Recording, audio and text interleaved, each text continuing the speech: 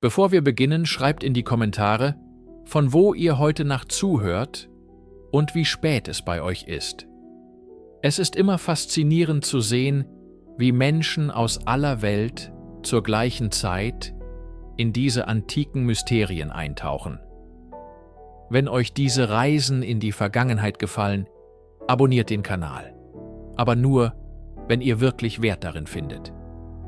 In den südlichen Wüsten des heutigen Irak, wo einst das Schilf im Wind flüsterte, liegt ein Hügel aus Staub und Zeit begraben. Tel Abu Shahrain. Unter diesem unscheinbaren Namen verbirgt sich ein Echo aus der Dämmerung der Zivilisation. Eridu. Die sumerischen Könige selbst schrieben, dass hier, nach der Erschaffung der Welt, das Königtum vom Himmel herabkam. Doch was bedeutet das wirklich? Begleiten Sie mich in die Stille der Archive, während wir die Tontafeln entziffern, die von der allerersten Stadt der Menschheit erzählen. Guten Abend. Legen Sie sich zurück und lassen Sie die Geräusche des Alltags verklingen. Wir begeben uns auf eine Reise, nicht nur über Kontinente, sondern durch die tiefsten Schichten der Zeit selbst. Unser Ziel liegt im heutigen Südirak, in einer Landschaft aus Sand und Schilf, die von der Sonne versenkt wird. Hier, inmitten der endlosen Ebene, erhebt sich ein unscheinbarer Hügel, von den Einheimischen Tel Abu Shahrain genannt, der Hügel des Vaters der 2 Monate. Für das ungeschulte Auge ist es nur eine weitere Erhebung in der Wüste. Doch unter diesem Staub schläft ein Geheimnis, das die Fundamente unserer Zivilisation berührt. Hier liegt Eridu, die Stadt, die von den alten Sumerern als die allererste Stadt der Menschheit angesehen wurde. Die Wiederentdeckung dieses Ortes war kein einzelner Heureka-Moment, sondern ein langsames, mühsames Enthüllen, das sich über Jahrzehnte erstreckte. Mitte des 19. Jahrhunderts kratzten erste europäische Entdecker wie John George Taylor nur an der Oberfläche. Sie fanden beschriftete Ziegel und bemerkten die ungewöhnliche Ansammlung von Ruinen, aber das wahre Alter und die Bedeutung des Ortes blieben ihnen verborgen. Die rauen Bedingungen, die extreme Hitze, die politische Instabilität und die schiere Abgelegenheit machten systematische Forschung fast unmöglich. Erst im 20. Jahrhundert, mit den Grabungen von Archäologen wie R. Campbell Thompson und später Fuad Safar, begann der Hügel seine Geschichte preiszugeben. Schicht für Schicht trugen sie den Sand der Jahrtausende ab. Was sie fanden, war atemberaubend. Nicht nur eine Stadt, sondern eine Abfolge von Städten, eine über der anderen. Im Herzen des Hügels entdeckten sie die Überreste eines Tempels. Doch es war nicht nur ein Tempel. Es waren 18 Tempel, jeder auf den Ruinen des vorherigen errichtet. Eine ununterbrochene Kette heiliger Bauten, die bis in die prähistorische Ubaid-Zeit um 500–400 vor Christus zurückreichte. Ein kleines, einfaches Lehmziegelgebäude am untersten Ende der Skala entwickelte sich über Jahrtausende zu einer monumentalen Zikkurat. Diese archäologische Stratigraphie war der unumstößliche Beweis für eine außergewöhnliche Kontinuität des Glaubens und der Besiedlung. Der Hügel im Sand war kein gewöhnlicher Ort. Er war ein heiliger Ankerpunkt, ein Ort, der über Tausende von Jahren verehrt wurde, lange bevor die Geschichte überhaupt begann, aufgeschrieben zu werden. Hier, in der Stille der irakischen Wüste, lauschen wir dem ersten Flüstern der Urbanität. Die archäologischen Schichten von Eridu erzählen eine Geschichte von beispielloser Langlebigkeit. Doch um die wahre Bedeutung dieser Stadt für die Menschen Mesopotamiens zu verstehen, müssen wir uns von den Spaten und Bürsten der Archäologen abwenden und uns den Texten zuwenden, die sie hinterlassen haben. Unter den Zehntausenden von Tontafeln, die aus dem alten Sumer geborgen wurden, gibt es ein Dokument von einzigartiger Faszination: die sumerische Königsliste. Stellen Sie sich einen Schreiber vor, der vor etwa 4000 Jahren sorgfältig Keilschriftzeichen in feuchten Ton drückt. Seine Aufgabe ist es nicht, die Ereignisse seiner eigenen Zeit aufzuzeichnen, sondern die gesamte Geschichte der Herrschaft zu kodifizieren, von ihrem mythischen Ursprung bis in seine Gegenwart. Das Ergebnis ist ein Text, der die Grenze zwischen Mythos und Geschichte verwischt. Und er beginnt mit einem Satz, der wie ein Donnerhall durch die Jahrtausende wirkt. Als das Königtum vom Himmel herabkam, war das Königtum in Eridu. In diesem einen Satz wird Eridu nicht nur als alte oder wichtige Stadt etabliert, sondern als der absolute Nullpunkt der Zivilisation, der Ort, an dem die Götter den Menschen das Konzept der organisierten Gesellschaft und der Herrschaft schenkten.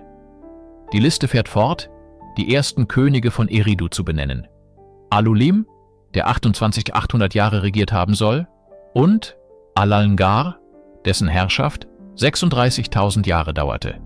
Diese Zahlen sind für uns natürlich fantastisch. Kein menschlicher König könnte so lange leben. Aber für die Sumerer waren dies keine bloßen Märchen.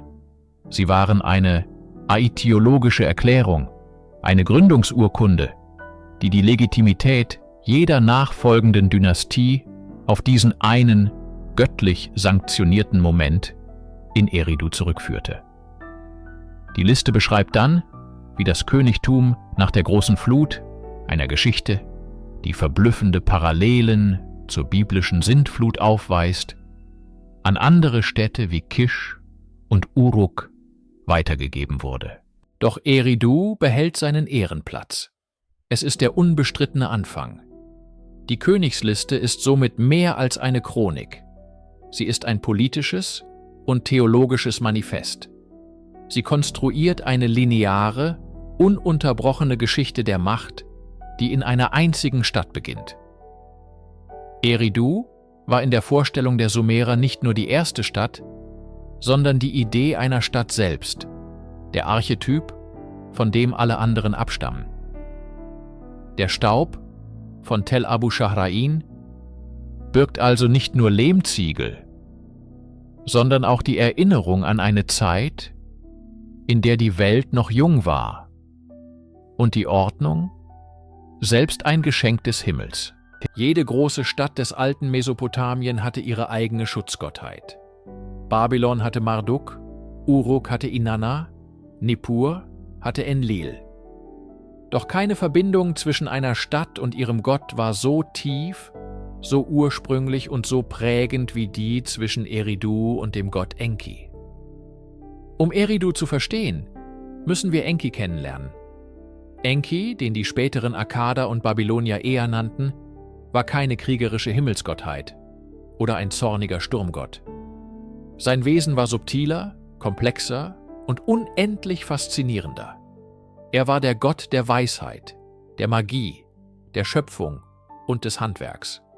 Vor allem aber war er der Herr des Abzu, des unendlichen Süßwasserozeans, der unter der Erde fließen und aus dem alles Leben entspringen sollte. In einer trockenen, von zwei unberechenbaren Flüssen geprägten Landschaft war das Süßwasser aus der Tiefe die reinste Form des Segens. Enki war daher der Bringer des Lebens und des Überflusses. In Darstellungen erkennen wir ihn an den Wasserströmen, die von seinen Schultern fließen, oft belebt durch schwimmende Fische. Er trägt die Hörnerkrone der Göttlichkeit und ist der göttliche Handwerker, der die Welt mit Geschick und List formt. Er ist es, der die Menschen aus Lehm erschafft, um den Göttern die Arbeit abzunehmen. Und er ist es, der die Menschheit immer wieder beschützt. In vielen Mythen tritt Enki als der wohlwollende Trickster auf, der die oft harschen Pläne der anderen Götter, insbesondere des strengen Enlil, durchkreuzt. Als Enlil beschließt, die lärmende Menschheit durch eine große Flut zu vernichten, ist es Enki, der dem weisen Zius Udra im Traum erscheint und ihm befiehlt, ein Boot zu bauen, um sich und die Tiere zu retten.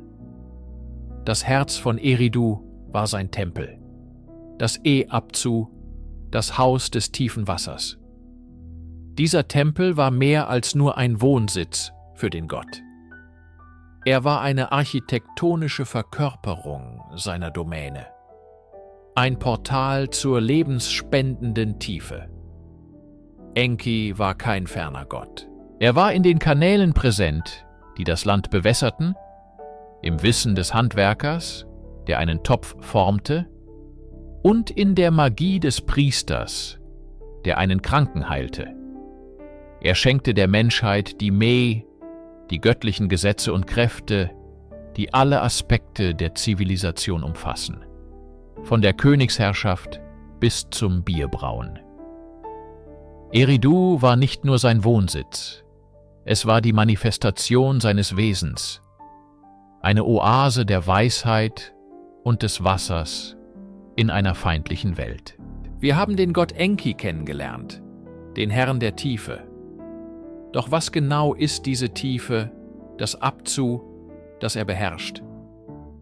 Für die Sumerer war das Apsu weit mehr als nur ein mythologischer Ort. Es war ein fundamentales kosmologisches Konzept, der Schlüssel zum Verständnis ihrer Welt. Stellen Sie sich das Universum als eine dreigeteilte Struktur vor. Der Himmel oben, die Erde in der Mitte und darunter, als Fundament von allem, das Apsu.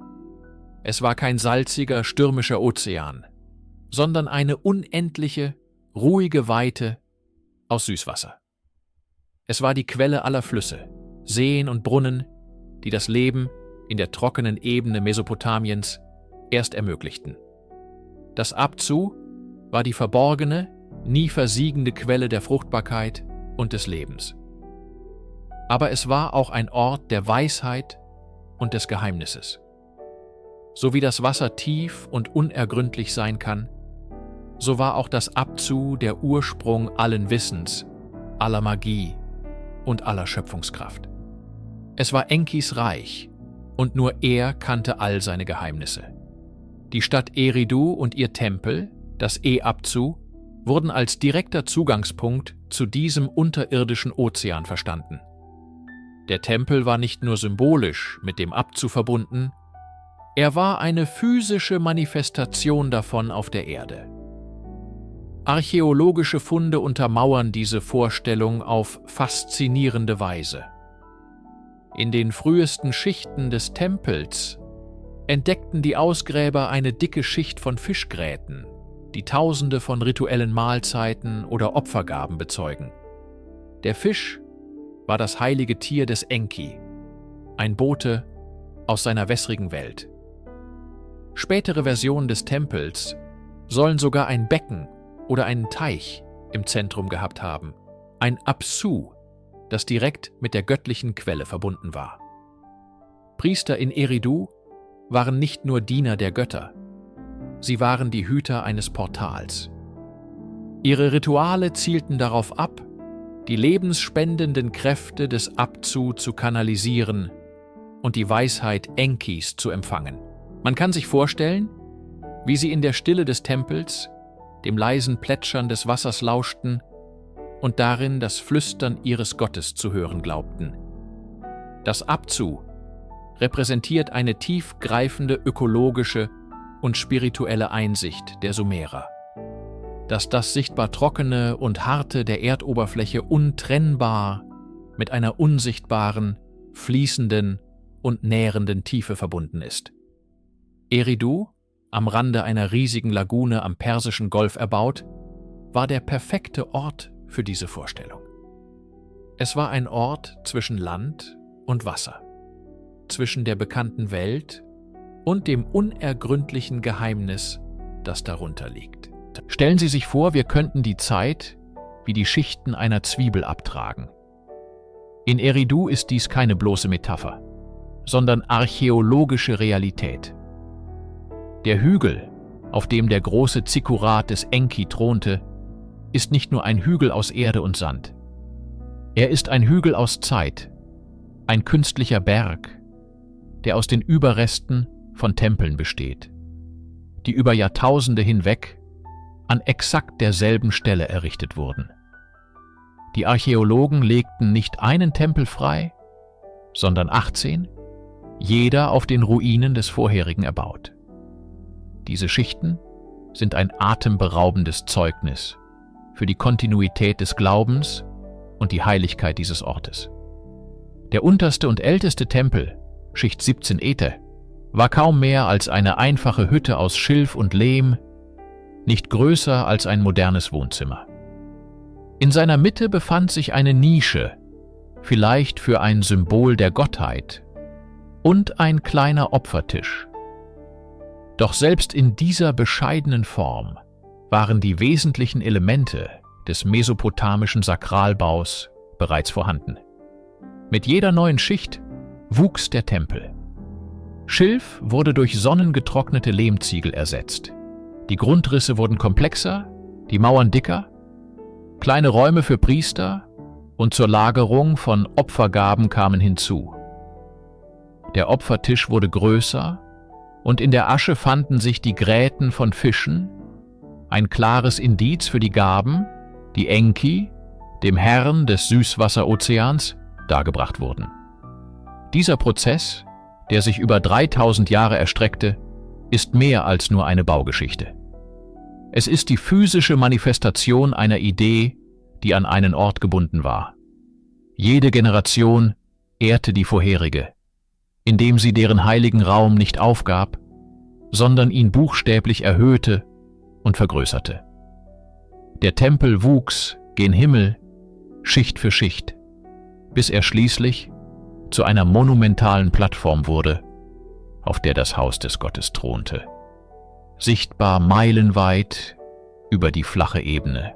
Eridus Tempel ist ein einzigartiges Archiv aus Lehm, das uns die Evolution religiöser Architektur von ihren einfachsten Anfängen bis zur monumentalen Form des Zikkurats vor Augen führt. Während der Tempel auf seinem Hügel in die Höhe wuchs, pulsierte zu seinen Füßen das Leben. Doch wie sah der Alltag der Menschen aus, die die erste Stadt der Welt bewohnten?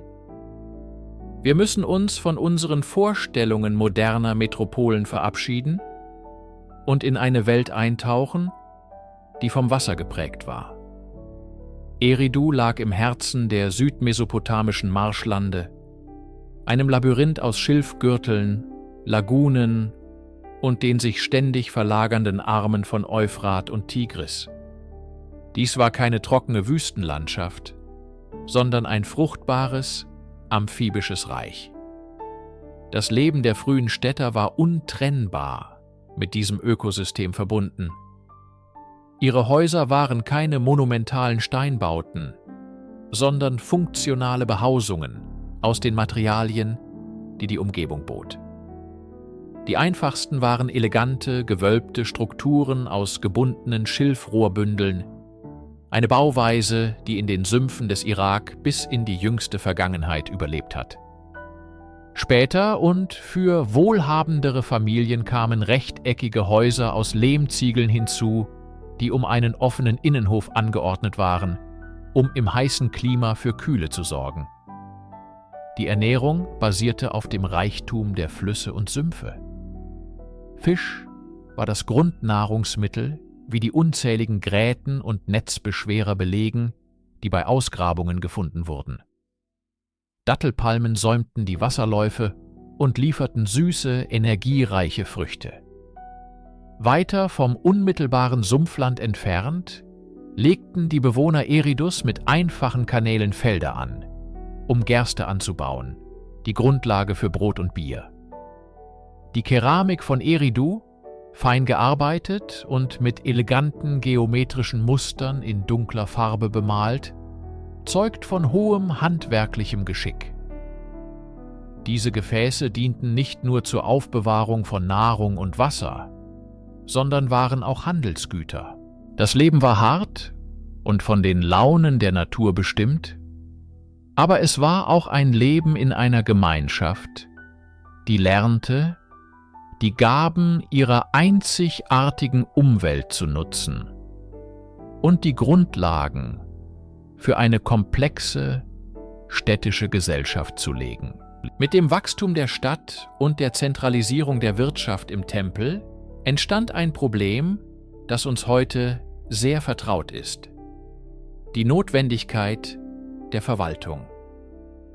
Wie behält man den Überblick über die Ernteerträge, die Fischfänge, die Herden und die handwerklichen Erzeugnisse, die als Opfergaben oder Steuern in die Tempelspeicher flossen? Die Antwort, die in Eridu und anderen frühen Städten Mesopotamiens gefunden wurde, sollte die Welt für immer verändern. Es war die Geburt der Bürokratie und der Keim der Schrift. Lange bevor die Keilschrift erfunden wurde, entwickelten die Verwalter des Tempels ein ausgeklügeltes System zur Erfassung von Gütern. Es begann mit kleinen, geformten Tonobjekten, sogenannten Tokens. Ein kleiner Kegel konnte für ein Maß Gerste stehen, eine Kugel für ein größeres Maß, ein linsenförmiges Token für ein Tier. Diese Tokens waren eine physische Repräsentation von Waren. Um Transaktionen zu sichern, wurden diese Tokens in eine hohle Tonkugel, eine sogenannte Bulle, eingeschlossen und versiegelt. Der Empfänger konnte die Bulle zerbrechen, um zu überprüfen, ob die Anzahl der Tokens mit der gelieferten Ware übereinstimmte. Ein weiterer entscheidender Schritt war die Erfindung des Roll- oder Zylindersiegels. Diese kleinen aus Stein geschnitzten Zylinder trugen einzigartige Gravuren. Wenn man sie über feuchten Ton rollte, hinterließen sie einen unverwechselbaren Abdruck, eine frühe Form der Unterschrift, die Eigentum oder die Verantwortung für eine Transaktion bescheinigte. Bald erkannten die Verwalter, dass es umständlich war, die Bullen zu zerbrechen. Sie begannen, die Formen der innenliegenden Tokens auf die feuchte Außenseite der Bulle zu drücken. In diesem Moment geschah etwas Revolutionäres. Ein Symbol auf einer Oberfläche repräsentierte nun ein Objekt. Der Sprung vom dreidimensionalen Token zum zweidimensionalen Zeichen war vollzogen.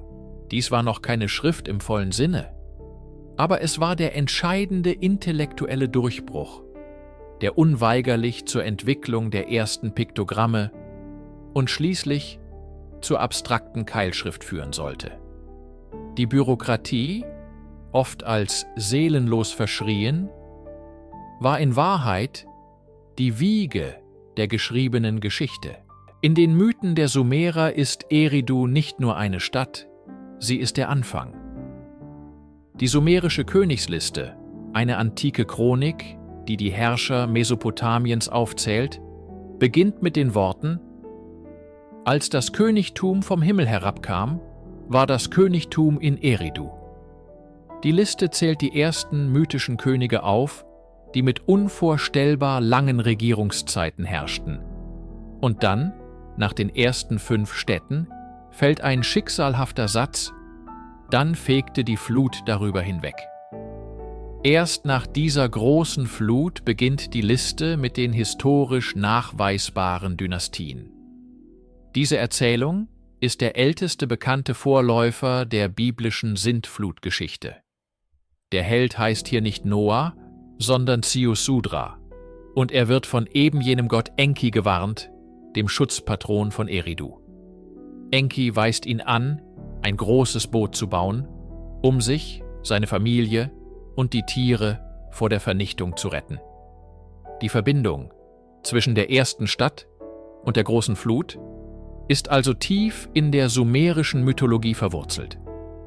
Aber gibt es dafür eine historische oder archäologische Grundlage? Der berühmte Archäologe Sir Leonard Woolley glaubte, sie in der Nachbarstadt Ur gefunden zu haben. Dort stieß er auf eine massive, sterile Schlammschicht, die eine frühe Siedlungsschicht begraben hatte. Er verkündete dramatisch, er habe die Spuren der großen Flut gefunden. Die moderne Forschung ist da wesentlich zurückhaltender. Diese Schlammschicht war das Ergebnis einer schweren, aber lokalen Flussüberschwemmung, kein globales Ereignis. Solche verheerenden Überschwemmungen waren jedoch eine ständige und traumatische Realität im alten Mesopotamien. Es ist sehr wahrscheinlich, dass die Erinnerung an eine oder mehrere dieser katastrophalen Fluten, die ganze Landstriche auslöschten, im kollektiven Gedächtnis über Generationen weitergegeben und schließlich zu dem großen Mythos der alles vernichtenden Sintflut verdichtet wurde. Und Eridu, als die ehrwürdigste und älteste Stadt, die vor der Flut existierte, wurde zum natürlichen Angelpunkt dieser fundamentalen Ursprungsgeschichte. So eindrucksvoll die Errungenschaften Eridus in der Landwirtschaft auch waren, die Stadt war keine autarke Insel inmitten der Sümpfe. Ihr Überleben und ihr Aufstieg zu einem regionalen Zentrum hingen von Adern des Austauschs ab, die sich über Hunderte, Jahrtausende von Kilometern erstreckten. Das mesopotamische Tiefland ist reich an Lehm, Schilf und Wasser, aber es ist arm an anderen lebenswichtigen Ressourcen. Stein für Werkzeuge, Holz für den Bau und Metalle für die ersten prestigeträchtigen Objekte. Um diese Mängel auszugleichen, entwickelte sich in Eridu ein Handelsnetz, das von erstaunlicher Komplexität und Reichweite zeugt. Aus den Bergen Anatoliens, der heutigen Türkei, kam Obsidian. Dieses schwarze vulkanische Glas war das Skalpell der Steinzeit. Seine scharfen Kanten, die durch gezieltes Abschlagen erzeugt wurden, waren unübertroffen für die Herstellung von Klingen, Pfeilspitzen und präzisen Schneidwerkzeugen. Jeder Splitter Obsidian in den Ruinen von Eridu erzählt die Geschichte einer langen Reise, von Hand zu Hand weitergegeben, entlang von Flüssen und alten Pfaden. Noch bemerkenswerter ist der Fund von Lapislazuli. Dieser tiefblaue Stein, durchzogen von goldenen Pyritadern, war mehr als nur ein Schmuckstück. Er war ein Symbol für den Nachthimmel, für das Göttliche, für königliche Macht. Die einzige bekannte Quelle für Lapislazuli in der Antike lag in den unzugänglichen Minen von Badakhshan, im heutigen Afghanistan. Die Vorstellung, dass dieser Stein seinen Weg über das iranische Hochland bis in die Marschen von Eridu fand, ist schwindelerregend. Was aber bot Eridu im Gegenzug? Die Antwort liegt in dem, was das Land im Überfluss produzierte: Getreide. Die reichen Ernten, die durch die Bewässerungskanäle ermöglicht wurden, schufen einen Überschuss, der als Tauschmittel diente. Hinzu kam getrockneter Fisch aus den Sümpfen, fein gewebte Wolle und vor allem die charakteristische kunstvoll bemalte Ubaid-Keramik. Diese Töpferwaren waren nicht nur Behälter, sondern auch ein begehrtes Handelsgut und ein kultureller Marker, der sich in der gesamten Region verbreitete. Dieser Austausch war kein Handel im modernen Sinne, mit Münzen und Märkten. Es war ein komplexes System von Gabentausch und verwalteter Distribution, wahrscheinlich orchestriert von der Tempelelite. Der Tempel des Enki fungierte als zentrales Lagerhaus und als Garant für die Transaktionen. So wurden nicht nur Waren, sondern auch Ideen, Technologien und kulturelle Einflüsse ausgetauscht, die Eridu fest im Zentrum seiner bekannten Welt verankerten. Im Herzen von Eridu, sowohl geografisch als auch spirituell, stand der Tempel des Enki. Und im Herzen dieses Tempels agierte eine Klasse von Menschen, deren Macht weit über das rein Religiöse hinausging: die Priesterschaft. Sie waren nicht nur Diener des Gottes, sondern die Architekten und Verwalter der städtischen Zivilisation selbst. Ihre Rolle war zweigeteilt und untrennbar miteinander verwoben. Auf der einen Seite waren sie die Mittler zwischen der menschlichen und der göttlichen Sphäre.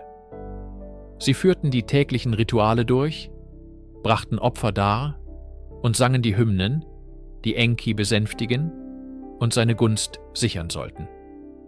Sie waren die Deuter von Omen, die in den Eingeweiden von Opfertieren oder in den Mustern des Öls auf dem Wasser lasen. Ihre Aufgabe war es, die kosmische Ordnung aufrechtzuerhalten und sicherzustellen, dass die lebensspendenden Wasser des Abzu weiterhin flossen und die Felder fruchtbar blieben. Auf der anderen Seite waren sie die erste Bürokratie der Welt. Der Tempel war die zentrale ökonomische Institution der Stadt, eine Art göttliche Zentralbank und Lagerhaus.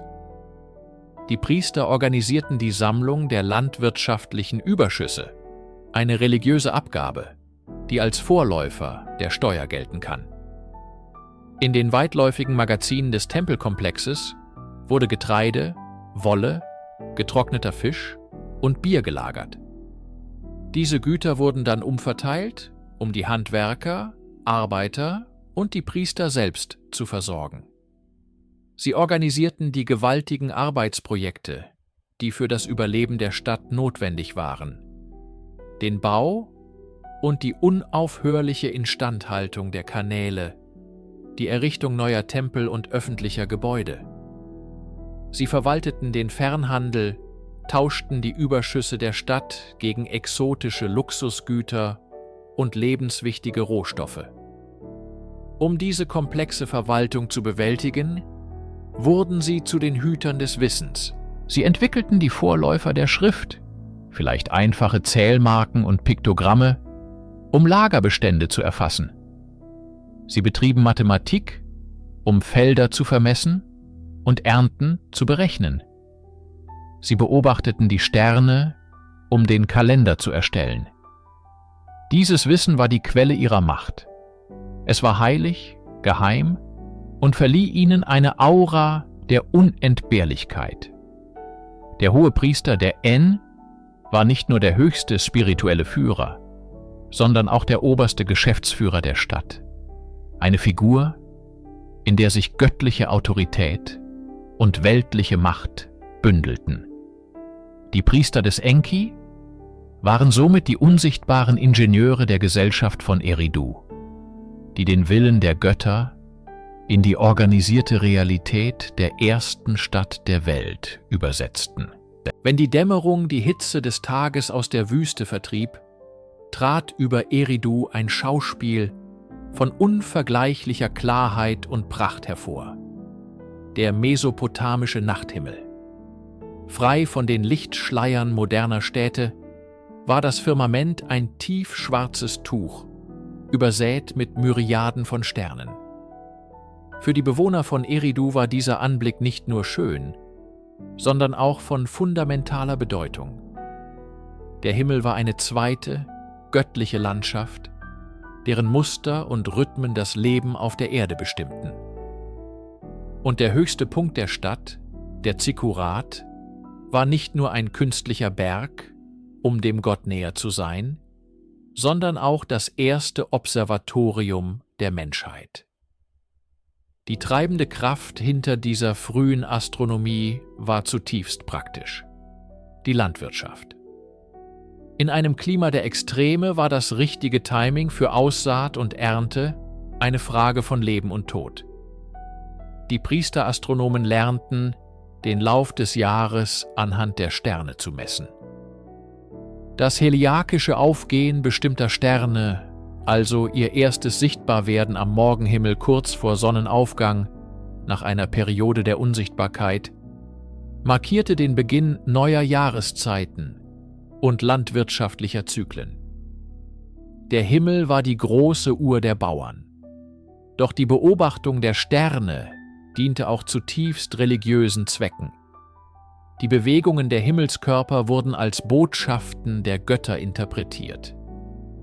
Die Planeten, die sich auf geheimnisvolle Weise vor dem Hintergrund der Fixsterne bewegten, galten als Manifestationen der Götter selbst.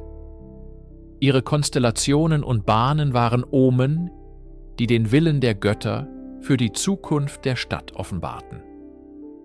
Aus dieser Verbindung von Beobachtung und Deutung wurde die Astrologie geboren, die untrennbar mit der Astronomie verbunden war.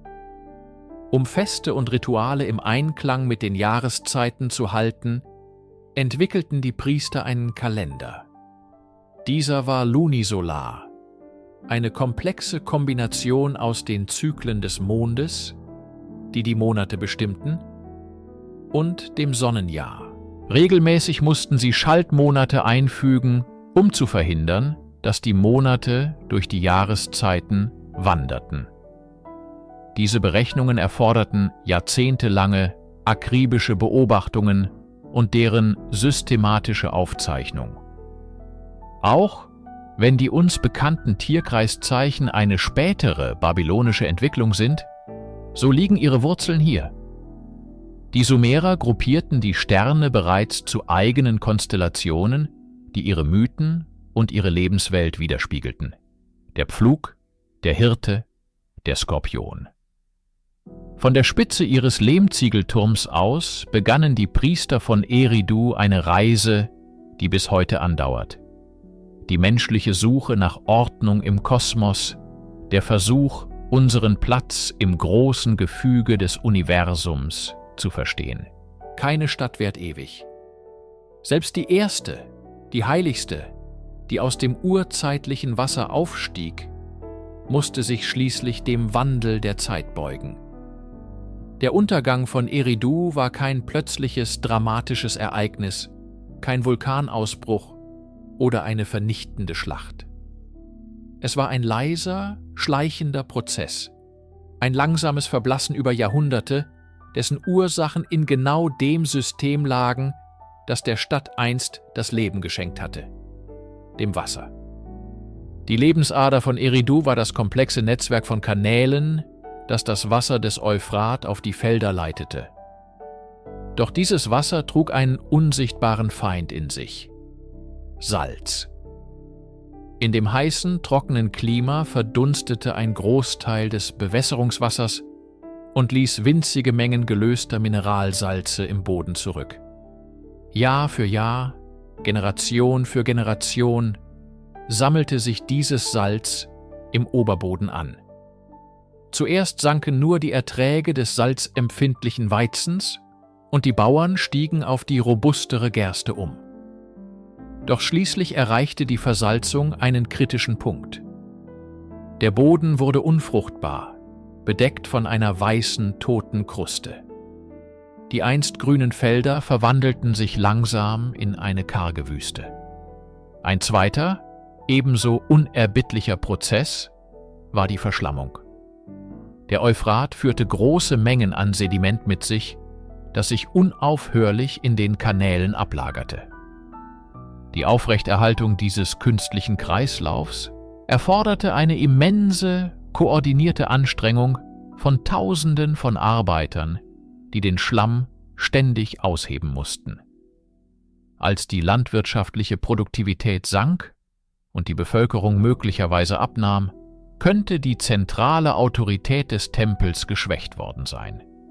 Die Instandhaltung der Kanäle geriet ins Stocken. Sie wurden flacher, verstopften und führten immer weniger Wasser. Hinzu kam die natürliche Dynamik des Flusses selbst. Der Euphrat hat im Laufe der Jahrtausende seinen Lauf mehrfach geändert. Es ist wahrscheinlich, dass sich das Hauptflussbett langsam von Eridu entfernte, was die Wasserversorgung weiter erschwerte und die umliegenden Sümpfe austrocknen ließ. Die Menschen zogen nicht über Nacht fort. Es war eine allmähliche Abwanderung. Familien packten ihre wenigen Habseligkeiten und zogen nach Norden, zu jüngeren, aufstrebenden Städten wie Ur und Uruk, wo das Land noch fruchtbar war. Eridu entvölkerte sich langsam. Um 2000 vor Christus war es kaum mehr als ein Schatten seiner selbst. Der große Zikkurat des Amazin, ein letztes monumentales Bauprojekt, ragte über einer weitgehend verlassenen Siedlung auf. Eridu blieb noch für Jahrhunderte ein heiliger Ort, ein Ziel für Pilger. Aber seine Zeit als lebendige Metropole war vorbei. Die erste Stadt der Welt starb nicht durch das Schwert, sondern durch ein Übermaß an Salz und einen Mangel an Wasser.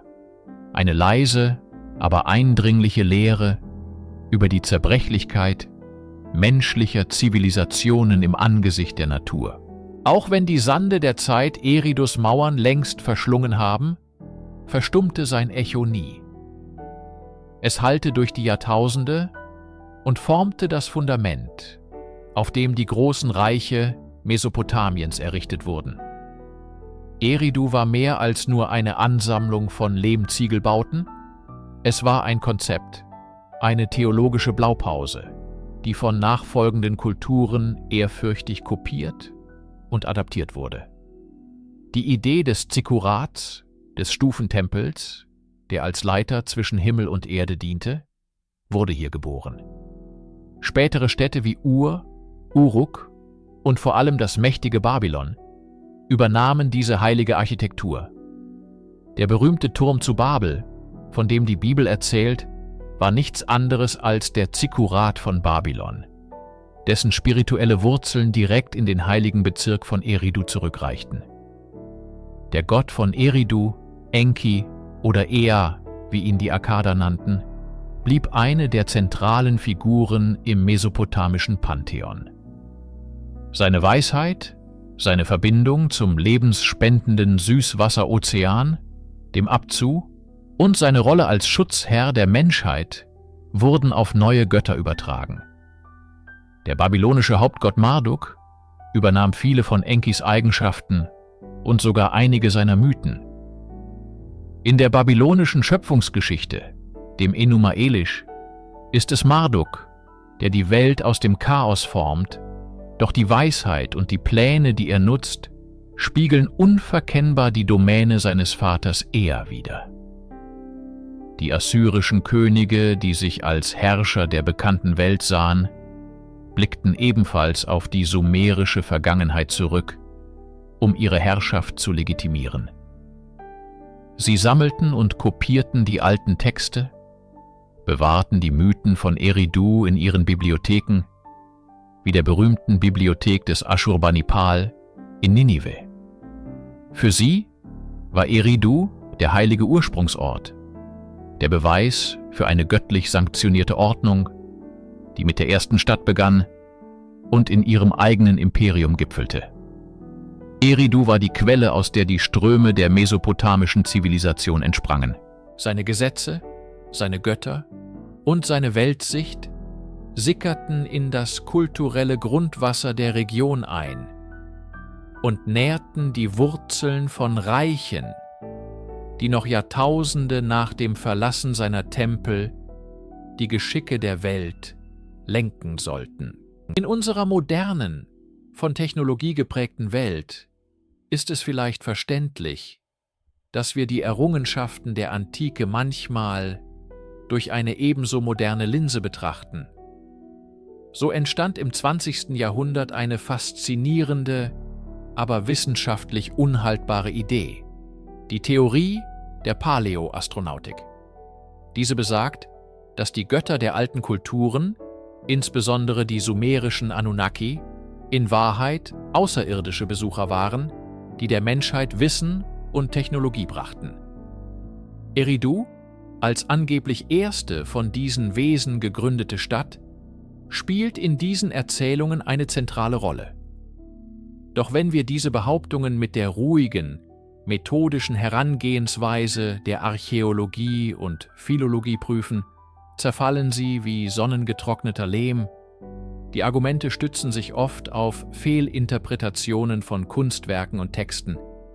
Zylinderabrollungen, die Götter mit gehörnten Kappen zeigen, werden zu behelmten Astronauten umgedeutet. Symbole für Sterne und Planeten, die eine komplexe astrologische und theologische Bedeutung hatten, werden zu Darstellungen von Raumschiffen.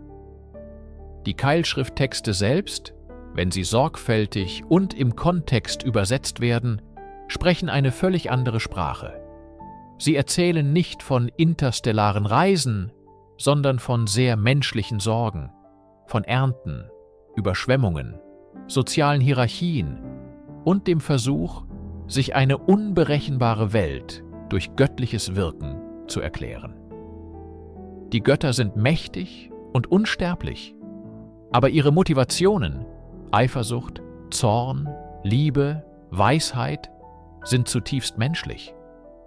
Die Vorstellung, dass die Sumerer ohne fremde Hilfe keine Zivilisation aufbauen konnten, entbehrt nicht nur jeder Grundlage, sie beraubt diese faszinierende Kultur auch ihrer eigenen, beeindruckenden Leistung. Die wahren Wunder von Eridu und Sumer liegen nicht in fiktiven Raumhäfen, sondern im menschlichen Geist selbst. In der Fähigkeit, aus Schilf und Lehm eine komplexe Gesellschaft zu erschaffen, die Schrift zu erfinden und zum ersten Mal in der Geschichte über die Sterne nachzudenken. Um die modernen Mythen zu entkräften, müssen wir uns der Quelle zuwenden, den Keilschrifttafeln. Was sagen uns die Sumerer, Akkader und Babylonier selbst über jene Wesen, die sie die Anunnaki nannten? Das Wort selbst gibt uns den ersten Hinweis. Es wird oft als die von königlichem Samen oder fürstliche Nachkommen übersetzt. Es bezeichnet keine Rasse oder Spezies, sondern eine Gruppe, eine Kategorie von Göttern. Die Anunnaki waren die oberste Liga des Pantheons, die großen Götter, die das Schicksal der Welt und der Menschheit bestimmten. Sie waren keine homogene Gruppe von Außerirdischen, die auf der Erde landeten. Stattdessen bildeten sie einen göttlichen Rat oder eine Versammlung. An, der Himmelsgott, war ihr nominelles Oberhaupt. Sein Sohn Enlil, der Gott des Windes und der Stürme, war oft der mächtigste und entscheidungsfreudigste von ihnen, derjenige, der das Sagen hatte. Und natürlich Enki, der weise Gott von Eridu, war ebenfalls ein führendes Mitglied.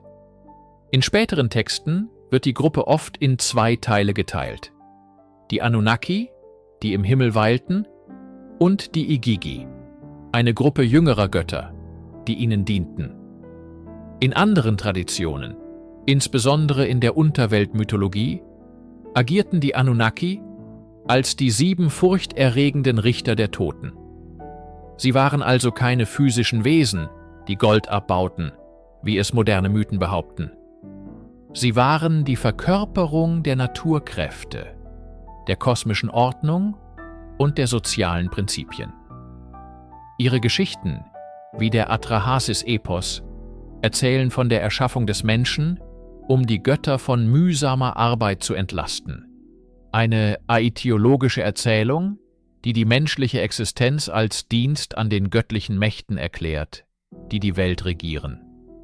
Das ist eine zutiefst theologische und philosophische Idee, keine technische Beschreibung. Die wahren Anunnaki sind unendlich faszinierender als jede moderne Fiktion. Sie sind ein Fenster in die Seele der ältesten Zivilisation der Welt, ein Spiegelbild ihrer Hoffnungen, Ängste und ihres tiefen Bedürfnisses, einen Sinn im Universum zu finden. Wenn wir die Schichten von Eridu abtragen, stoßen wir auf eine Zeit vor den Sumerern, vor der Schrift, vor der uns bekannten Geschichte. Wir betreten die Welt einer rätselhaften Kultur, die den Grundstein für alles legte, was folgen sollte: die Ubaid-Kultur. Diese Menschen, die zwischen etwa 500 und 4000 vor Christus in Südmesopotamien lebten, sind die wahren, aber anonymen Gründerväter von Eridu. Wir kennen nicht einmal ihren richtigen Namen. Ubaid ist lediglich der Name des Fundortes, an dem ihre charakteristische Keramik zuerst entdeckt wurde. Und diese Keramik ist exquisit. Feine, handgefertigte Töpferwaren, bemalt mit dunklen, geometrischen Mustern auf einem hellen Grund. Sie sind die stummen Zeugen einer weit verbreiteten und gut organisierten Gesellschaft. Die Ubaid-Leute waren die ersten, die die Herausforderungen der mesopotamischen Ebene meisterten. Sie entwickelten komplexe Bewässerungssysteme, die es ihnen ermöglichten, das fruchtbare, aber trockene Land zu kultivieren und Überschüsse zu erwirtschaften. Mit diesen Überschüssen konnten sie größere, dauerhafte Siedlungen unterhalten. Und im Zentrum dieser Siedlungen errichteten sie Tempel. Die untersten Schichten des Tempels von Eridu, die Schichten 17 bis 15, stammen aus ihrer Zeit. Es waren bescheidene Bauten aus Lehmziegeln, kaum größer als eine kleine Hütte. Aber sie enthielten bereits alle wesentlichen Elemente späterer mesopotamischer Tempel. Eine Nische für eine Götterstatue und einen Opfertisch. Das tiefste Geheimnis der Ubaid-Kultur sind jedoch ihre Terrakotta-Figuren. Diese stellen menschenähnliche Wesen mit langen reptilienartigen Köpfen, kaffeebohnenförmigen Augen und breiten Schultern dar. Moderne Mythen deuten sie als Beweise für außerirdische Besucher. Doch die Archäologie sieht darin eher symbolische oder rituelle Darstellungen, vielleicht von Ahnengeistern, Fruchtbarkeitsgottheiten oder Schamanen in zeremoniellen Masken. Die Ubaid-Kultur verschwand schließlich und machte den Sumerern Platz. Ob sie von ihnen verdrängt wurden oder ob sie sich langsam zu ihnen entwickelten, bleibt eines der großen, ungelösten Rätsel der Vorgeschichte. Sie hinterließen keine Schrift, nur ihre Werkzeuge, ihre Häuser und ihre geheimnisvollen Götterbilder. Das stille Fundament, auf dem die erste Stadt der Welt errichtet wurde. Gehen wir nun über die monumentale Architektur der Tempel hinaus und wenden uns den kleineren, intimeren Zeugnissen des Glaubens zu. Denn oft sind es die unscheinbaren Objekte des Alltags, die uns die tiefsten Einblicke in die Seele einer Kultur gewähren.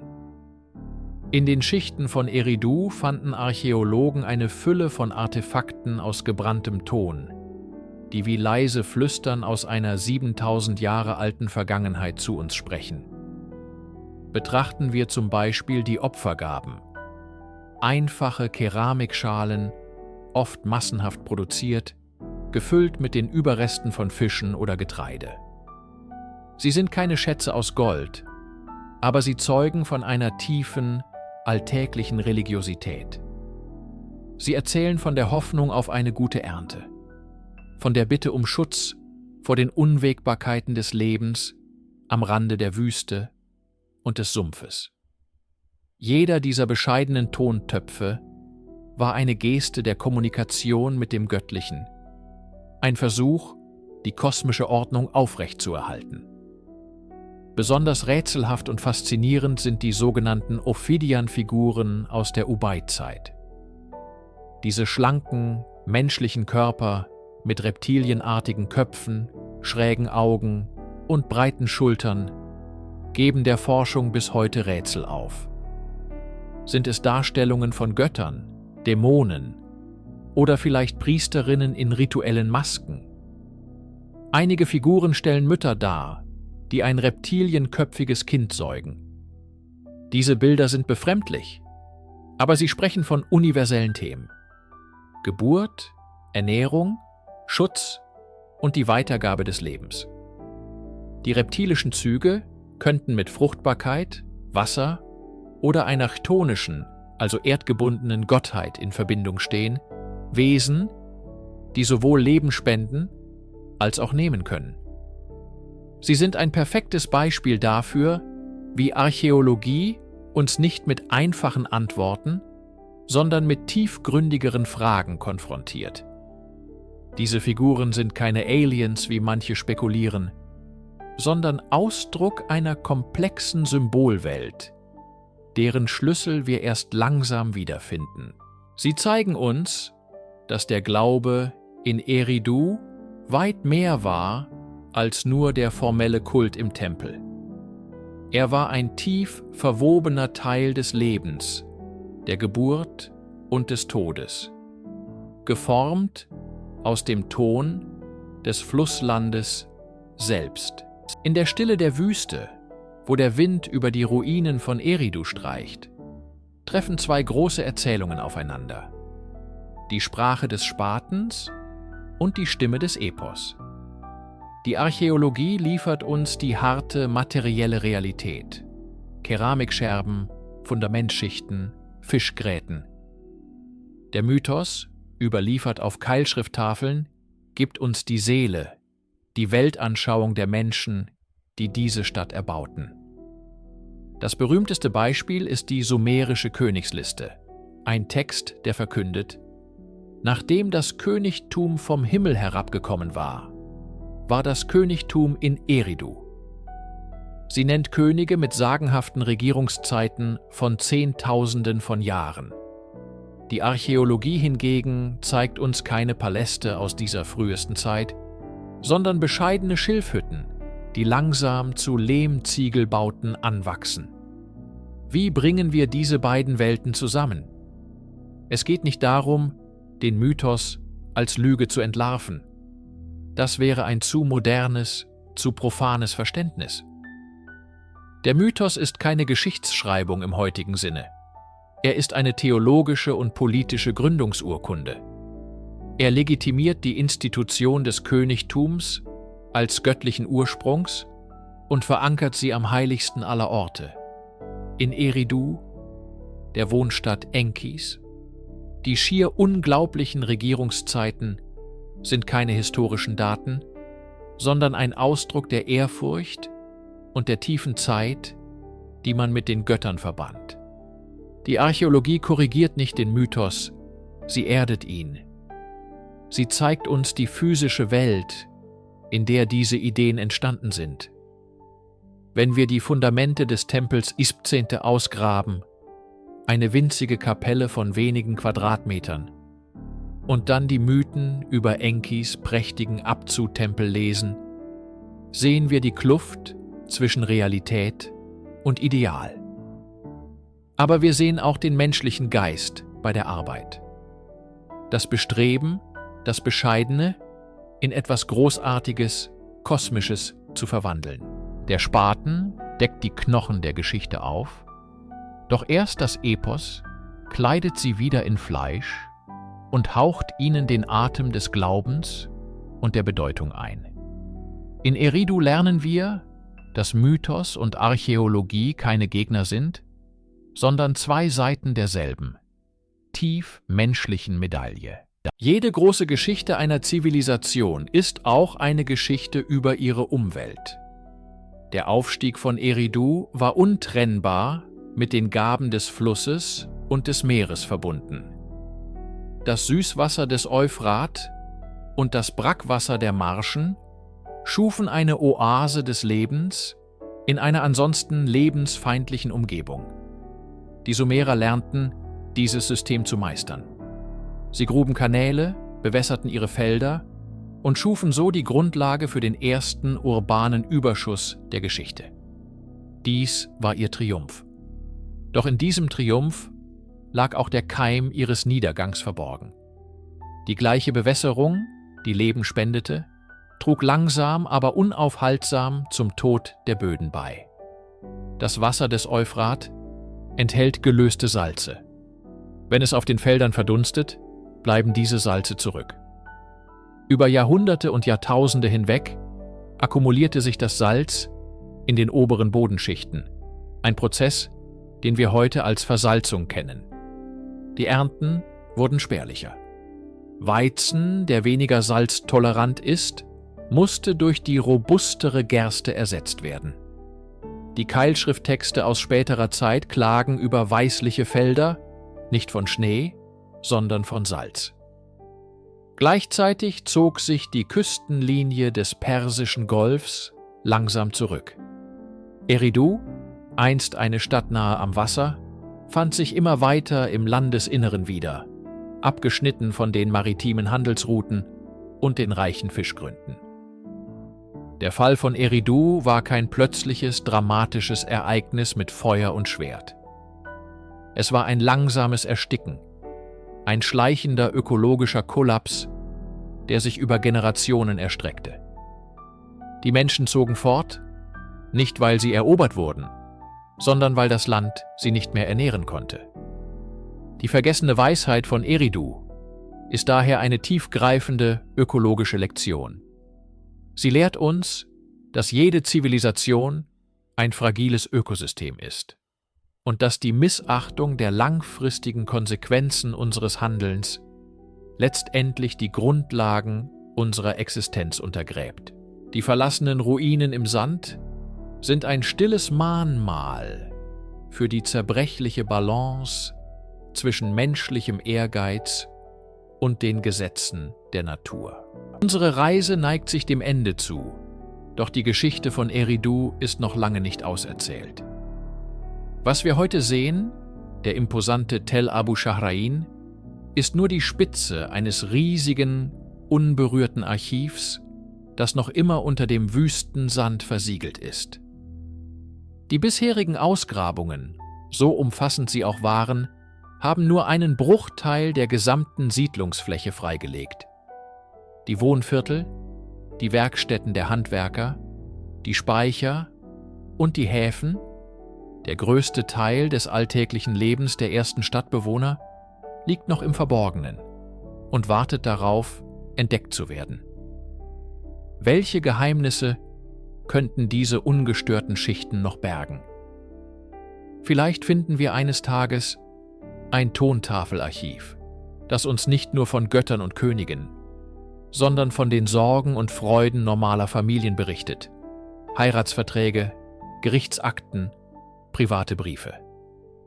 Solche Funde würden den stillen Ruinen eine menschliche Stimme zurückgeben, die wir bisher nur erahnen können.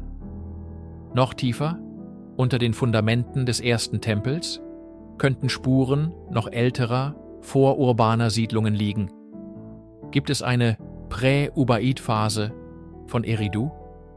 Gab es Menschen, die hier lebten, bevor die ersten Bauern ihre Lehmziegel formten? Nur zukünftige, noch fortschrittlichere archäologische Methoden können diese Frage vielleicht eines Tages beantworten. Die vielleicht größte unbeantwortete Frage betrifft die Gräber. Obwohl ein großer Friedhof aus der Ubaid-Zeit ausgegraben wurde, wissen wir wenig über die Bestattungssitten der Elite oder der Priesterschaft.